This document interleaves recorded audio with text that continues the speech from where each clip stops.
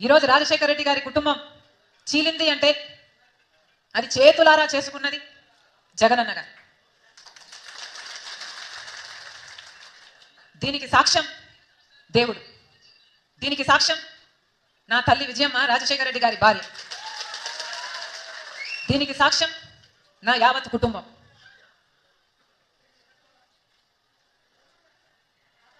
జగన్మోహన్ రెడ్డి గారి పార్టీ ఇబ్బందుల్లో ఉంటే 18 మంది ఎమ్మెల్యేలు ఆ రోజు రాజీనామాలు చేసి జగనన్న వైపు నిలబడితే వాళ్ళను మంత్రులను చేస్తానన్నాడు జగనన్న. ఈరోజు వాళ్ళల్లో ఎంతమంది మంత్రులుగా ఉన్నారు? వాళ్ళు రాజీనామాలు చేస్తే అమ్మా నేను వాళ్ళ కోసం తిరిగాను, వాళ్ళ గెలుపుకు పాటుపడ్డాం, వాళ్ళను గెలిపించాం. ఆ తర్వాత వైసీపీ పార్టీ ఇబ్బందుల్లో ఉంది అని నన్ను పాదయాత్ర చేయమంటే